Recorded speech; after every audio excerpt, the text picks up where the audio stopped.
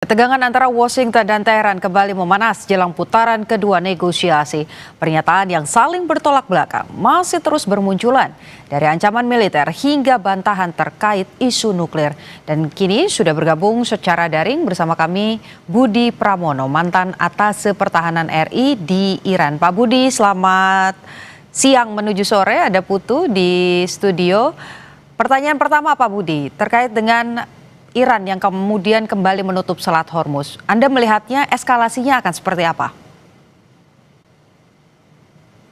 Ya, pertama harus menjelaskan dulu the way of thinkingnya Iran ini. Sehingga Hormuz, the only strait in this world that's very important. Jadi satu-satunya memang Hormuz lah yang terpenting di antara semuanya. Apakah Iran tidak pernah memikirkan bagaimana UEA membuat juga pipa? Nah, pipa itu dibuat oleh UEA dari mulai Abu Dhabi sampai Fujairah. Tapi apa yang terjadi? Fujairah juga diserang. Apa artinya? Bahwa perjalanan energi security-nya ini tidak bagus juga. Bagaimana dengan Saudi Arabia? Saudi Arabia juga membuat pipa besar yang dari Laut Merah kemudian berakhir pada Yanbi, dan ini semua sebetulnya hanya sepertiga dari Saudi Arabia yang melewati Hormuz. Artinya apa? Artinya juga masih, yang pertama security-nya juga belum formed, dan yang kedua juga costly. Kemudian bagaimana dengan the second Hormuz? The second Hormuz ini what we call it Selat Bab el Mandeb. Bab el Mandeb ini dari Samudra Hindia kemudian ke Laut Merah sampai ke terusan Suez yang hanya lebarnya 30 km. Nah, bagaimana Iran menanamkan multifront sinya di sana, diletakkanlah Houthi di Yemen dalam hal ini. Apa kesimpulannya? Kesimpulannya bahwa yang tidak costly, yang tercepat, yang terefektif, dan terefisien, the only one, jadi hanya Hormuz. Nah, eskalasi yang Mbak tanyakan, ini semua tergantung dari sampai sejauh mana ada letupan senjata, ada tembakan baru, ada gertakan atau gerakan-gerakan yang lebih masif yang mengarah ke arah perang terbuka. Jadi kalau menurut saya mencoba melihat eskalasi ini atau penutupan Selat Hormuz oleh Iran ini tactically oke. Kenapa saya bilang tactically oke? Dengan adanya menutup tersebut, leverage-nya Iran juga semakin naik, kemudian membuktikan bahwa Iran mampu ya menaik turunkan bagaimana energi global, dan dalam hal ini Iran juga menantang istilahnya, ayo kalau misalnya mau perang terbuka. So in conclusion, tactically okay, but strategically not okay. Kenapa? Kalau ini berkepanjangan, tentunya akan costly warfare. Ya, Amerika sendiri juga pasti dituntut di international pressure dalam hal ini. Kenapa international pressure? Karena Amerika tidak hanya diinginkan oleh internasional menyelesaikan masalah ini dan hanya tekan Iran saja dengan blockade, tapi juga harus membuka Selat Hormuz. Kalau berkepanjangan, maka ini akan bumerang ke Amerika sendiri, bahwa Amerika ternyata justru mempersulit lancarnya dari perdagangan yang melewati Selat Hormuz. Jadi sekali lagi, tactically oke, tapi strategically yang mengarah ke arah perang yang panjang ini adalah sesuatu yang tidak dikehendaki oleh keduanya. Begitu, Mbak, menurut saya. Oke, salah satu alasan kemudian Iran menutup kembali Selat Hormuz, salah satu alasannya adalah karena Amerika Serikat masih memblokade Selat Hormuz begitu di ujungnya Selat Hormuz. Menurut analisa Anda, dan Anda juga pernah bertugas begitu di Iran sebagai atase pertahanan, mengapa kemudian Amerika Serikat ini tidak membuka blokadenya, padahal Iran sudah membuka blokadenya di Selat Hormuz pada saat masa gencatan senjata antara Israel dan Lebanon? Betul.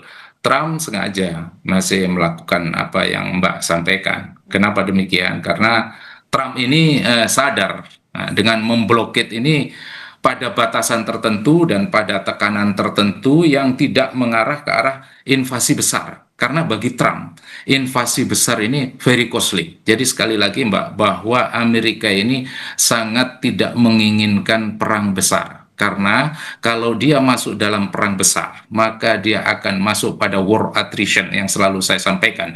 Dan itu akan terjadi poin balik bahwa kemenangan akan ada pada Iran, di mana di endurance of conflict of endurance ini, the winnernya adalah Iran. Kemudian yang paling dilakukan oleh Trump saat sekarang ini, dia mengenal sekali bagaimana standarisasi, bahwa tekanan dia itu tidak pada tekanan yang selevel, tidak pada tekanan yang seimbang. Sehingga dia benar-benar melakukan ini pada tekanan maksimum. Kenapa? Dengan Trump berbuat seperti itu, dia menunjukkan bahwa dia tetap mempunyai leverage. Jadi kita ini berbicara tentang dignity dari masing-masing negara tersebut. Dan juga Mbak, seperti yang selalu saya sampaikan, bahwa domestically, intern sana di Amerika sendiri kan tidak sedikit itu bagaimana animo publik yang menolak Trump. Nah, pada diri seorang Trump, dia tidak mau dia dinilai ini merupakan kemunduran politik. Nah, kemunduran politik ini terjadi kenapa? Kalau Amerika melonggarkan lagi blokade itu. Jadi saya yakin dan percaya bahwa memang Trump ini tetap akan memutuskan blokade. Karena apa? Karena ini adalah tuas tekan utama. Ya kan? Ini adalah means ya. Dalam strategi itu kan selalu ada, kita bicara Mbak, means, ways, and ends ya. Bagaimana goal yang dicapai oleh Trump, dia tidak akan menuju perang terbuka. Ways-nya itu adalah, ini adalah ways-nya mau tidak mau harus dengan alat tekan ini. Nah, kemudian dia juga mempunyai means-nya blokade terbatas seperti ini. Begitu Mbak menurut saya. Oke, kalau bicara soal leverage, tadi leverage-nya Amerika Serikat dalam hal ini Donald Trump begitu naik, dignity-nya naik, tapi Selat Hormuznya jadi ditutup lagi. Apakah dari kacamata internasional tekanan bahwa kemudian mengakibatkan minyak jadi mahal lagi, ini justru strategi yang salah begitu dari Donald Trump dengan tetap memblokade Selat Hormuz? Exactly, Mbak. That's what you call it, bumerang kepada Trump. Jadi internationally, kalau misalnya ini diterus-teruskan, ini juga merupakan tuntutan internasional kepada Trump, bahwa kalau yang selama ini dijungguistikan bahwa world police ya, bahwa Trump ini adalah polisi dunia, ternyata saat sekarang ini internasional bisa menilai bahwa tidak polisi dunia begitu amat. Kenapa? Karena dia tidak mampu memperjuangkan di mana 50 negara menginginkan agar Hormuz ini lancar, agar perdagangan lancar, agar energi global tidak mengalami penurunan yang drastis, di mana dibuktikan sama Iran bahwa dengan dibuka ditutupnya Hormuz, ini leverage-nya Iran adalah ini loh, saya mampu menurunkan dengan tajam bagaimana ekonomi global, dan sekaligus saya bisa memberikan light at the end of the tunnel, harapan bahwa apabila Hormuz ini saya buka. Nah, itu adalah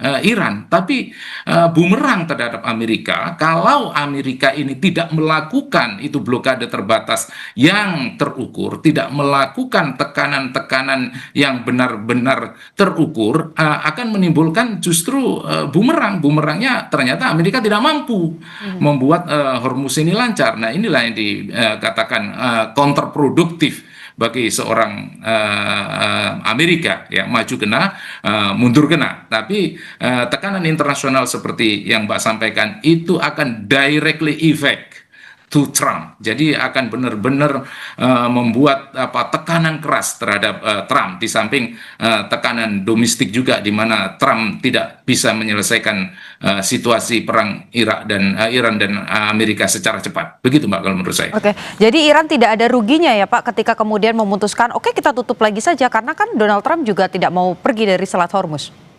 Exactly, tidak ada ruginya. Kenapa? Saya sampaikan dari awal, itu adalah leverage-nya dia. Di sinilah, di titik inilah namanya titik tekan, ya, titik tekan di mana Iran benar-benar apply bagaimana the art of war-nya Sun Tzu. Jadi jangan ditekan ketika musuh kuat, tapi ketika musuh lemah, maka di sanalah musuh dihajar, katanya Sun Tzu.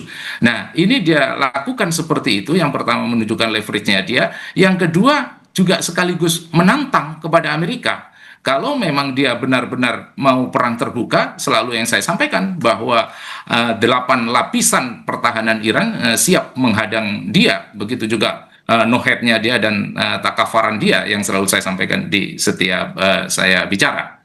Jadi tidak ada ruginya. Betul yang disampaikan oleh Mbak. Oke.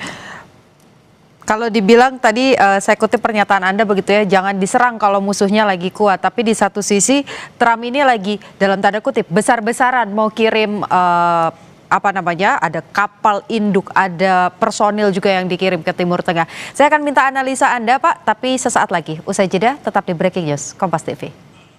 Kita lanjutkan saudara diskusi dan juga analisa terkait eskalasi di Timur Tengah pasca ditutupnya kembali Selat Hormuz bersama dengan Budi Pramono atas pertahanan RI di Iran periode 2009-2012.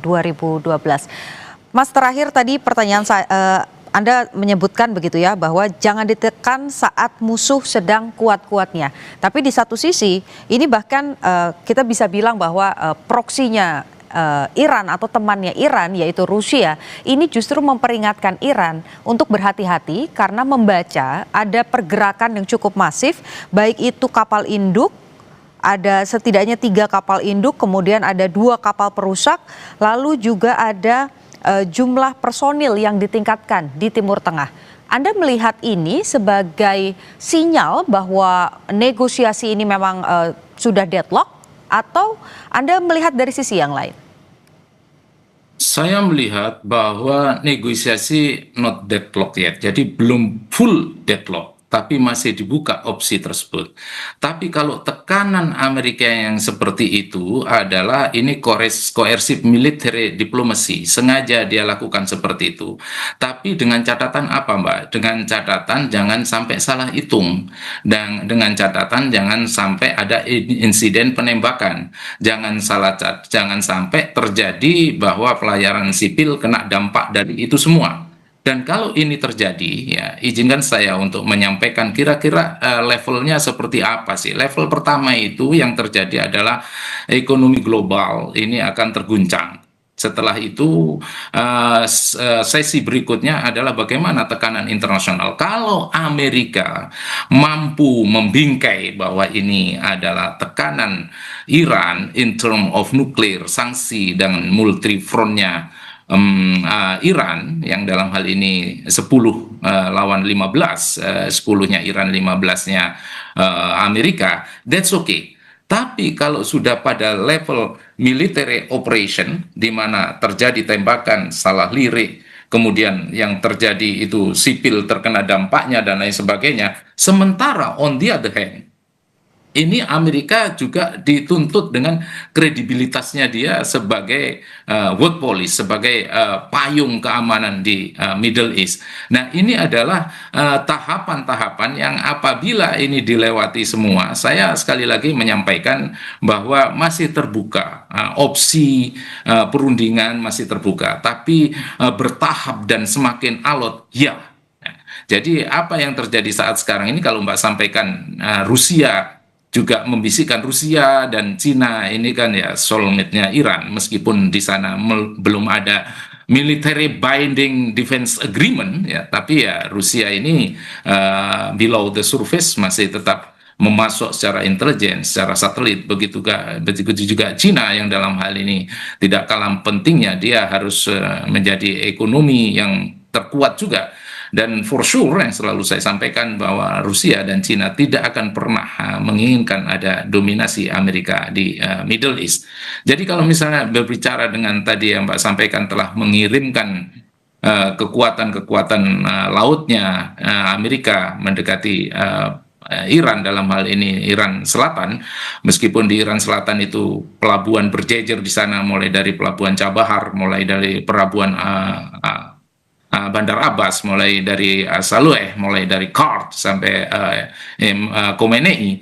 Ini semua adalah pelabuhan-pelabuhan yang sangat strategis di selatan Iran. Kalau toh memang Amerika tetap mengadakan blockade, sekali lagi asalkan dia bisa membingkai, blockade itu adalah bentuk-bentuk tekanan Amerika, coercive military diplomasi, that's fine. Tapi kalau ini prolong the war, memicu adanya war of attrition, ini justru akan berbalik kontraproduktifnya. Internasional akan menuntut dan Amerika harus tanggung jawab atas terjadinya ketidaklancaran Selat Hormuz di jalur perdagangan energi dalam hal ini. Begitu Mbak kalau menurut saya. Kita tidak mungkin berandai-andai ya Pak, tapi saya minta analisa Anda.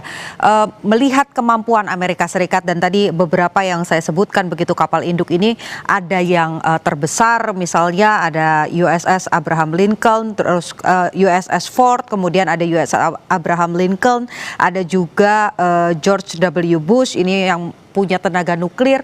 Anda melihat ini gertak sambal saja dari Donald Trump begitu mengerahkan kapal induknya yang utama-utama ini ke laut di Timur Tengah begitu, atau memang ini antisipasi bahwa eskalasinya akan meningkat? Eskalasi akan meningkat. Bluffing strategy that's happen. Ya, Amerika melaksanakan bluffing strategi yang seperti itu sudah terbiasa. Ya, bukan Amerika kalau nggak bluffing strategi seperti itu. Saya mendengar apa yang Mbak sampaikan bahwa perlu analisa dari saya. Maksudnya ini adalah kalkulasi tempur. Walaupun Amerika itu mengirimkan itu alpalnya itu alutsistanya yang seperti itu, bukan berarti Iran diam saja, bukan berarti.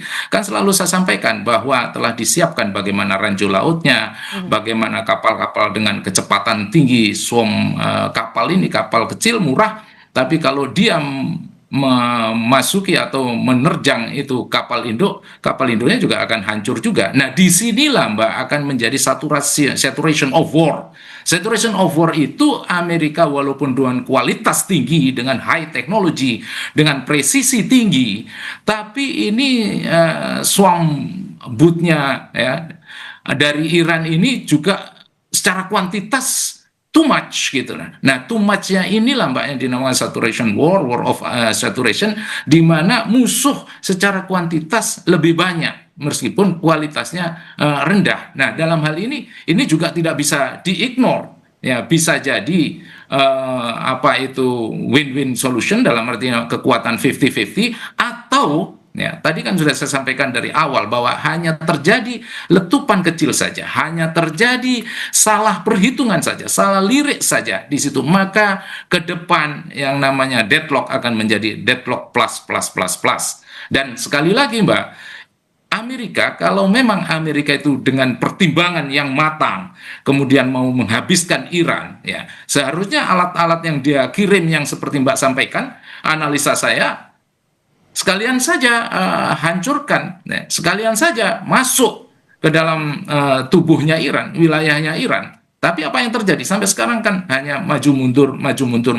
What that mean? It mean that not permanent blockade, but that's temporary blockade. Itu hanya blokade yang temporary, bagian daripada strategi Iran, bluffing strategi seperti itu.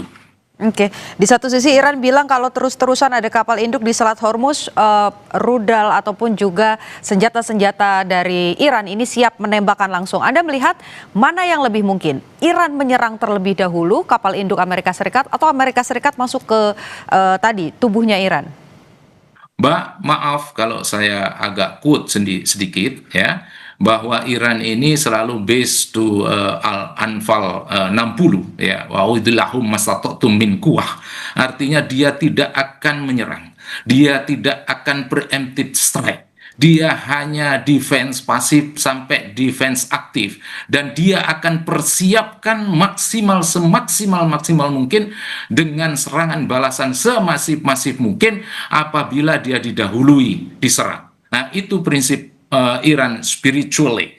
Jadi sekali lagi, kalau misalnya bicara preemptive strike, saya belum pernah melihat bagaimana Iran ini preemptive strike. Dari simptom yang ada, kemudian dia menyerang duluan, seperti yang dilakukan oleh Israel dalam ini dengan preemptive strike-nya, atau Amerika sekalipun.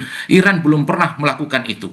Tapi sekali lagi, sekali membuka ya tembakan atau gerakan-gerakan letupan baru, maka sekali lagi dia kembali ke spiritualnya dia akan siapkan semaksimal mungkin dengan balasan yang mematikan. Kenapa demikian? Lihat biografi para pemimpinnya yang selalu bilang bahwa dia akan meninggal dan wafat dan tewas yang terakhir apabila Iran ini sudah hancur lebur sehancur-hancurnya. Itu Mbak menurut saya. Jadi dalam waktu dekat kalau ada kemudian pihak yang melakukan serangan, kemungkinan nanti zonanya akan seperti apa, Pak? Apakah nanti peperangannya akan ada di laut, di Selat Hormuz begitu, atau justru seperti yang digaungkan Trump beberapa hari yang lalu bahwa Amerika Serikat bisa juga memberikan pasukannya, mengirimkan pasukannya untuk kemudian perang darat? Exactly. Jadi dia memang sebelumnya sudah airstrike ya. Kalau airstrike, conventional airstrike, in this case ya Iran perhaps a little bit looser lah ya, dia dapat dikalahkan ya sekali lagi. Tapi kalau misalnya dia naval warfare, katakanlah dia akan serang pantai, selalu saya sampaikan bahwa dia juga punya takafaran yang itu adalah special force-nya marinirnya Iran yang akan menghalau dia. Kemudian kalau toh memang dia tetap masuk, Mbak nyampaikan bahwa akan ada serangan darat. Harus saya ulang lagi bahwa dia akan menghadapi yang namanya pasukan terdepan Linut Brigade-nya dia yaitu Nohet dan Takafaran. Dan kemudian gak cukup dengan itu, selalu akan dibarengi dengan Al-Fatehen, pasukan Al-Fatehen. Apabila ini terjadi terus-menerus, Mbak tadi menampaikan bagaimana serangan darat, maka dia akan menghadapi infanteri mekanis. Infanteri mekanisnya dia tidak main-main karena itu combine Artes and IRGC di bidang seluruh kendaraan lapis baja, tank, artileri medan, dan artileri pertahanan udara, dan termasuk penerbangan darat. Kalau sudah terjadi seperti itu, ini yang the massive one, yang sangat mendukung yang namanya mosaic defense. What we call it Corps provinsi. Corps provinsi ini divided into 31 provinsi, 31 provinsi dengan semua alat peralatannya yang mandiri, tidak perlu lagi menunggu dari perintah atasan. Kenapa? Karena desentralisasinya adalah desentralisasi ekstrim. Apa itu artinya? Dia akan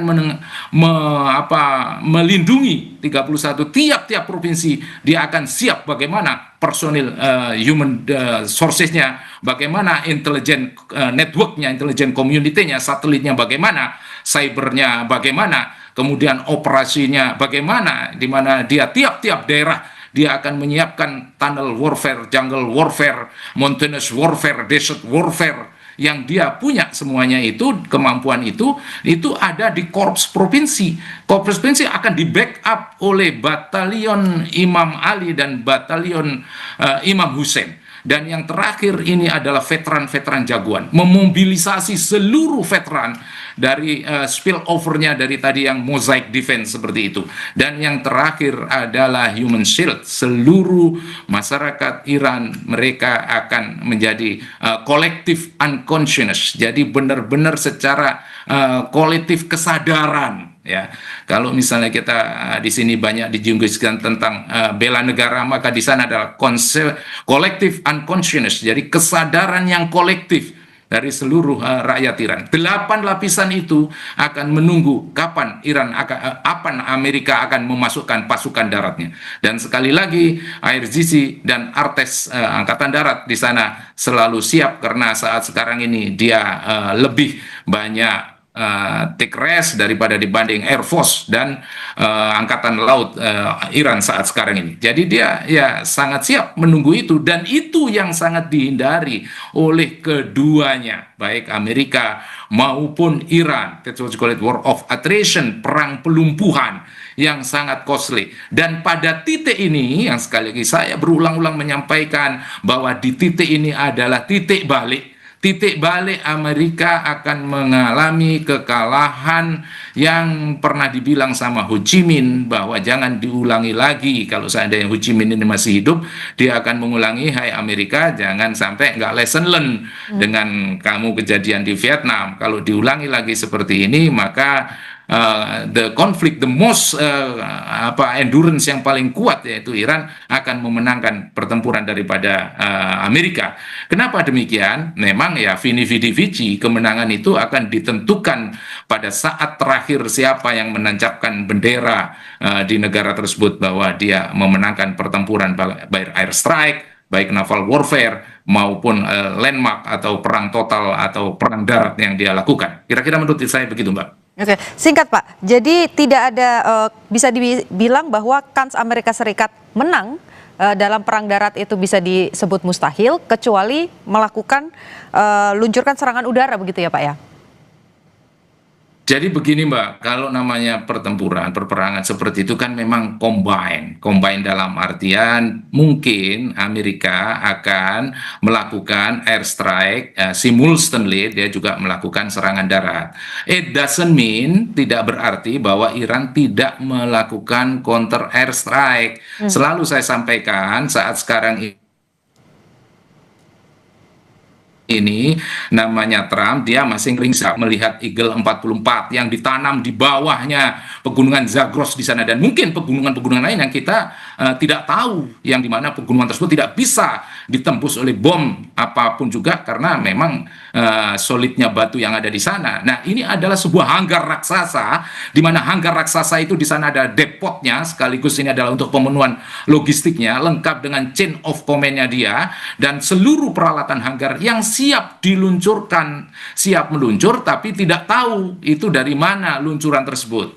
Yang ada hanya pegunungan Zagros 4.000 meter. Nah, kita tidak tahu bagaimana di pegunungan Alborz. Nah, kegiatan-kegiatan yang seperti that very usual activity, Mbak. Jadi itu adalah aktivitas yang sangat terbiasa. Kalau misalnya Iran membuat pertahanan-pertahanan yang di bawah bunker-bunker seperti itu, karena makanya saya selalu siapkan ya, beside mountainous warfare, desert warfare, jungle warfare, dia siap dengan tunnel warfare yang selalu saya sampaikan. Jadi kalau mengestimasi apakah Amerika menang atau kalah, ini really depend on the situation. Bagaimana Iran mampu mengcounter airstrike, katakanlah dia kalah di airstrike, katakanlah dia kalah di naval war, tapi it doesn't mean dia akan kalah di perang darat, it doesn't mean dia akan kalah dengan total warfare yang akan digelar itu mulai dari SDM-nya dia, ya kan? Karena apa? Karena dia tidak hanya SDM ini bagian daripada SDN,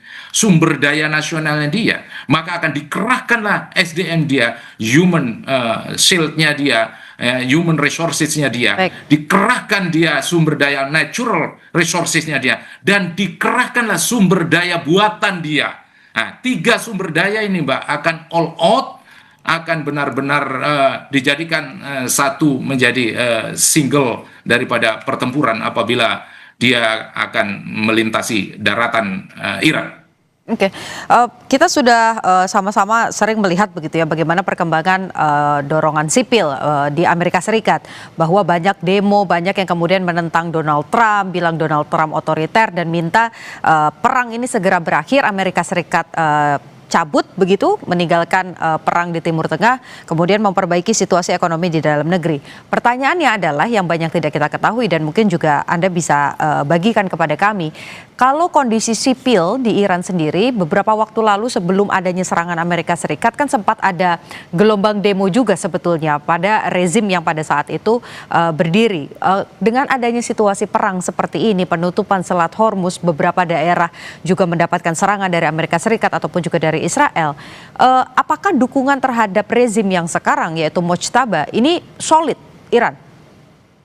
Mbak, tadi saya dari awal saya sampaikan that's what you call it collective unconsciousness. Jadi benar-benar itu adalah suatu kumpulan dari kesadaran yang benar-benar memang dari nenek moyangnya semua yang dari dulu-dulu cerita. Mbak kan tentunya tahu bagaimana budaya atau peradaban Iran, kalau misalnya bisa saya asumsikan saat sekarang ini, meskipun simultaneously dengan perkembangan modern warfare atau modern politik dan lain sebagainya, tapi itu semua masih membumi, Mbak. Down to the earth. Apa itu? Yaitu budaya-budayanya bangsa Galia. Bangsa Galia itu ya mirip-mirip bangsa Arya juga. Apa? Dia kalau memang dalam posisi tentram, dalam posisi diam, biasa Mbak konflik-konflik seperti itu. Karena di sana itu meskipun dia itu semuanya di dalam cover Republik Islam Iran, tapi di dalamnya itu juga banyak variasi, kesukuannya juga banyak dan lain sebagainya. Ini ini memicu untuk kritis, ini memicu untuk mereka ada yang pro, ada yang kontra. Tapi Mbak, bangsa Galia itu adalah bangsa kalau dia dalam keadaan damai tiap hari itu parangnya saling mengacung ke mukanya. Jadi saling berperang. Every day just the war. Tapi ketika external threat datang ke kampungnya itu, dia directly parangnya mengarah ke arah musuh. Musuh melangkah keluar, kalah dari menyerang tadi ke dalam Galia tadi. Nah, dia balik lagi berperang tiap hari begitu aja kan. Apa filosofinya? The moral behind itu memang ada, Mbak. Jadi negara itu kan memang didirikan dengan ide-ide yang kritis untuk membangun. Kita ingat 79 bagaimana merubah dari monarki kemudian menjadi Republik Islam Iran dan lain sebagainya. Ini kan adalah bentuk dari kritisnya bangsa Iran. Dan kritis itu, Mbak, secara cepat mereka akan beralih united again ketika ada external threats. Mbak ngelihat bagaimana terakhir beberapa jam terakhir ketika mau diumumkan dan mau diserangnya Fars ya, PLTN yang dibuser dan lain sebagainya. 2 jam terakhir saya memonitor dari El Sinta kalau tidak salah, itu semuanya mereka pasang badang human shield. Kalau memang itu serangan itu mau berada, dia berantri-antri dia untuk ingin masuk surga. Makanya dia human shield berjajar di sana gitu. Tiap malam kerjaannya dia mendorong bagaimana agar Air Sisi dan Artes tetap semangat untuk membela Iran di fora internasional. Jadi sekali lagi collective consciousness ini adalah sesuatu yang sudah tertanam dari awal-awal, dari turun-temurun. Jadi kalau Mbak menanyakan bagaimana dengan Mujtaba saat sekarang ini, saya kira itu masih dukungan full terhadap Mujtaba yang kehilangan baik istri, anak, dan saudaranya. Yang ini semua diketahui oleh bagaimana rakyat Iran, bagaimana stereotype dari seorang leader dalam mengimplementasikan leadershipnya dalam memimpin Islam Iran ini. Itu yang dilakukan oleh Mujtaba. Oke, artinya dukungan di Iran ini juga bisa dikatakan ini solid. Pertanyaannya adalah soal negosiasi. Exactly. Pertanyaannya adalah soal negosiasi. Kemarin ada beberapa sebetulnya sederhana yang diminta Iran begitu ya, kompensasi, diizinkan untuk pencabutan embargo begitu, mereka bisa mengembangkan nuklir, kemudian juga penghentian perang. Anda melihat nanti kalau memang bisa ada negosiasi lagi, apakah syarat-syarat dari Iran ini mungkin diterima oleh Amerika Serikat? Karena di negosiasi terakhir tidak ada kesepakatan yang kemudian ditemukan oleh kedua belah pihak yang berkonflik. Mbak, ketika kita berbicara intersection, irisan, ketika kita bicara negosiasi, ya, ini kan harus ada irisannya. Mana-mana yang bisa ditawar, ya, which point that's negotiable.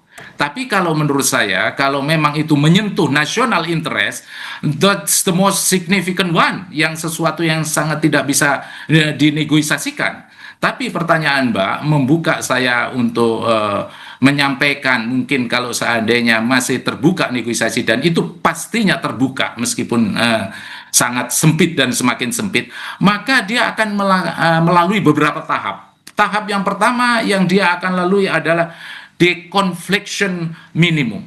Jadi konflik-konflik yang ada akan mengalami penurunan, baik eskalasi tambahan, kemudian intensitas bagaimana Hormuz ini diserang, dan terutama adalah tidak adanya serangan yang sangat besar yang saya sampaikan tadi, percikan, salah lirik dan sebagainya, akhirnya menjadikan serangan besar. Dan deconfliction minimum ini akan diikuti dengan bargaining sementara, temporary.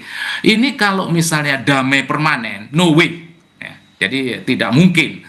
Tapi kalau temporary ini ada interim interim comprehensive interim MOU-nya, interim agreement-nya, that's perhaps happen. Kenapa demikian?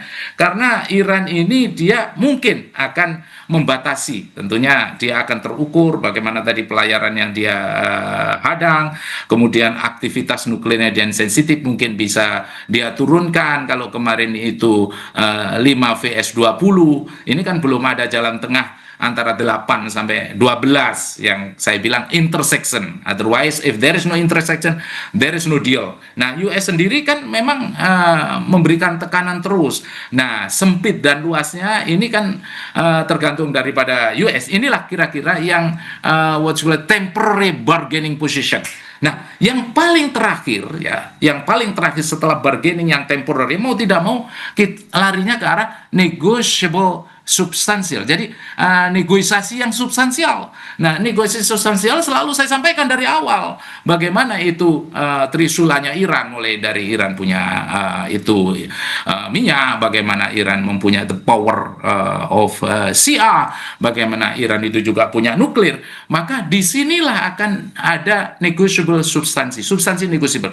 Sampai sejauh mana verifikasinya, sampai sejauh mana kemudian uranium ini mengalami irisan, apa yang diinginkan Amerika, apa yang diinginkan oleh Iran, apakah yang 60% dilanjutkan, apakah masih pada low ya kan enrichment ataukah high enrichment. Nah, Amerika itu kan selalu menghendaki, kalau kita kayak gini kan lesionnya JCPOA ya kan? JCPOA kan di sana keinginannya Trump dengan MAGA dan American First-nya dia kan selalu menyampaikan bahwa JCPOA ini just a part of cancellation. Jadi cancellation maksudnya dia hanya menunda saja. Maunya Trump apa? Permanenkan agar Iran ini tidak ada lagi di sana pengayaan uranium. Nah, ini yang tidak ada intersectionnya. Makanya substansial negotiable ini akan membicarakan bagaimana uranium itu, esensinya dari uranium pembicaraan seperti apa, kemudian verifikasinya sampai sejauh mana IAEA yang selama ini dia tidak ada akses untuk masuk, sampai sejauh mana nanti akses diberikan kepada dia sampai memuaskan yang namanya IAEA. Kemudian sanksi-sanksi yang ada, apakah Iran tidak tertekan? Tertekan, Pak. Kalau dengan sanksi-sanksi seperti itu kan ekonomi dalam negeri tentunya semakin tidak bagus, dan dia kan menghadapi agar longgarnya sanksi tersebut. Maka dari itulah dengan adanya sanksi yang seperti itu, Iran juga memainkan bagaimana multifront dan proksinya dia yang tertanam di Houthi Hamas, tertanam di Hezbollah Lebanon, dan tertanam juga bagaimana di Gaza, dan tertanam bagaimana juga di Irak maupun Suriah, Bahrain, dan seterusnya. Ini adalah deterrent effect. Ini adalah juga human street. Ini juga adalah daya tawar dari sebuah negara yang namanya Iran. Itu Pak, kalau menurut saya, Pak. Oke, kita harapkan negosiasi ini akan muncul lagi, dan tentu saja pembahasannya kali ini lebih substantif begitu ya, kira-kira mana jalan tengah antara kedua belah pihak yang berkonflik. Terima kasih waktunya Bapak Budi Pramono atas pertahanan RI di Iran periode 2009-2012 sudah bergabung bersama Breaking News Kompas TV. Kita harapkan tentu satu hal yang terbaik adalah adanya penghentian agresi, adanya penghentian serangan, jadi ada perdamaian di kedua belah pihak. Terima kasih. Betul. Sudah bergabung di Breaking News Kompas TV. Makasih Mbak.